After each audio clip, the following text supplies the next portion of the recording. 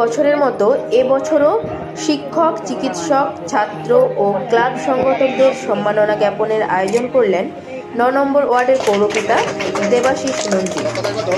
পৃথিবীর সব নারীরা ভালো থাকুক, এমনই এক ভাবনার মধ্য দিয়ে আরজি করের তিলোত্তমাকে শ্রদ্ধা জানিয়ে বিচার চাইলেন সাংসদ কল্যাণ বন্দ্যোপাধ্যায় থেকে শুরু করে উপস্থিত সকল পৌর প্রতিনিধি ও নেতৃত্বগণ। তাদের আমাদের একটু বেশি করে পাশে দাঁড়িয়ে একটু সংবর্ধনা দিতে হবে, একটু পাশে তাদের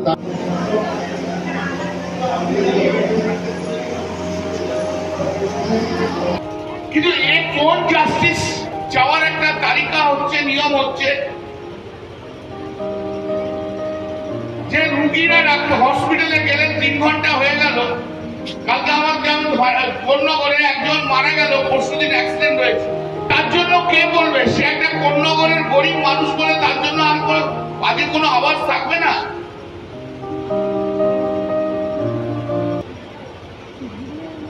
আরজি করের এক ডাক্তারের স্টেটমেন্ট দিয়েছে, তাহলে তার ট্রিটমেন্ট হয়েছে, আর মা বলছে ট্রিটমেন্ট হয়নি, মেডিকেল নেগলিজেন্স, তারও তো ইনভেস্টিগেশন করার দরকার। এই মা যে ছেলেকে হারিয়েছে তাকেও তো জাস্টিসটা এনে দেওয়ার দরকার আছে না? দরকার নেই বলুন? মহিলাদের উপর অত্যাচার করেছে, তাদের বিরুদ্ধে কেস রয়েছে, তারাও মিছিলে হাঁটছে, বলছে আমরা বিচার চাই, বিচার চাই। অদ্ভুত ব্যাপার একটা হচ্ছে,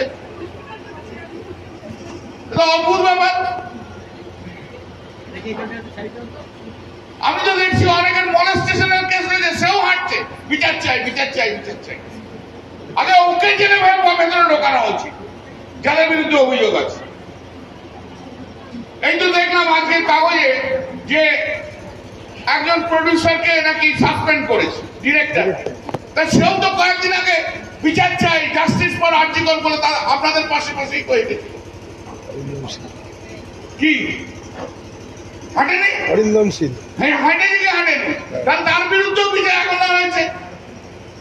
সমস্যাটা কোথায়? সমস্যাটা হচ্ছে পারভার্ট মনের যে সমস্ত পুরুষ আছে তাদের বিরুদ্ধে গর্জে উঠতে হবে। আমি এই লড়াই আমি সমর্থন করি মহিলাদের। বন্ধ করুন, সব বন্ধ করলে আগে সিনেমা বন্ধ করুন, আগে শুটিং বন্ধ করুন, আগে সিরিয়াল বন্ধ করুন, কোর্ট কাছারি বন্ধ করুন, বাজার ঘাট বন্ধ করুন, সব বন্ধ করুন। বাড়িতে বসে থাকুন, দাড়ি রাখুন, অশৌচের দাড়ি, অশৌচে যেমন করে থাকে সেরকম করুন, আর হবিষ শিখান, হবিষ্টি, তবে ঠিক বিচারটা হবে, দেখে নেবেন। জয় হিন্দ, বন্দে মাতরম, মমতা বন্দ্যোপাধ্যায় জিন্দাবাদ, জয় বাংলা। স্বাস্থ্য শিবির এই সময়টাতে এটা খুবই জরুরি ছিল, তাই ৯ নম্বর ওয়ার্ডের কাউন্সিলর দেবাশিস নন্দী মহাশয়কে অনেক ধন্যবাদ জানাবো এরকম একটা প্রোগ্রাম করার জন্য, এবং সম্বর্ধনা সভাও তার সঙ্গে রয়েছে। ইতিমধ্যেই আমাদের মধ্যে উপস্থিত ছিলেন আমাদের সকলের প্রিয় এমপি কল্যাণ বন্দ্যোপাধ্যায়। তিনি তার বক্তব্য রেখে গেছেন, আপনারা সবাই শুনেছেন, সবাই জানেন। এবং আমরা একটা জিনিস যেটা বারবার বলবো, যে চিকিৎসকরা বিরতিতে আছেন তারা নিশ্চিতভাবে আমরা জাস্টিস চাইছি। আমরা কেউ জাস্টিসের বাইরে, আমরা সবাই চাইছি জাস্টিস হোক, যেটা ৯ তারিখে যে ঘটনাটা ঘটে গেছে। কিন্তু তার সাথে সাথে তারাও, যে চিকিৎসকরা জাস্টিস চাইছেন, তারাও আস্তে আস্তে কাজে ফিরুক। কেন আমরা আর চাইবো না কোনো মায়ের কোল খালি হয়ে যাক, বিনা চিকিৎসায় কোনো মানুষ মারা যাক, আমরা এটা চাই না। তাই তাদেরকেও অনুরোধ করব তারা তাদের কাজে ফিরে আসুক এবং আমরা জাস্টিস চাই। এই ধরনের শিবিরের অত্যন্ত প্রয়োজন আছে। মানুষ যত নিজের স্বাস্থ্য সম্বন্ধে সচেতন হবে তত সবার ভালো, সে ব্যক্তিরও ভালো, সমাজেরও ভালো। তাই এই ধরনের শিবির আয়োজনের মাধ্যমে এলাকার মানুষ অনেক বেশি স্বাস্থ্য সম্বন্ধে সচেতন হয়, এবং এটাই আমাদের সকলের ইচ্ছা যে মানুষ তার শরীর সম্বন্ধে সচেতন হোক, কারণ বিভিন্ন ধরনের নতুন নতুন রোগ আসছে। কাজেই যাদের সুগার আছে তাদের সুগার টেস্ট থেকে শুরু করে, প্রেশার থেকে শুরু করে, কোলেস্ট্রল থেকে শুরু করে বিভিন্ন ধরনের রোগ এখন, সেইগুলো যাতে কন্ট্রোলে থাকে তার জন্য এই ধরনের স্বাস্থ্য শিবিরের প্রয়োজন আছে। উদ্দেশ্য তো মানুষের কাছে পৌঁছে যাওয়া, যে আমাদের এই ওয়ার্ডে আমরা ছোটো থেকেই শুরু করলাম, যে আমি প্রতি বছরই করি, গত বছরটা করতে পারিনি।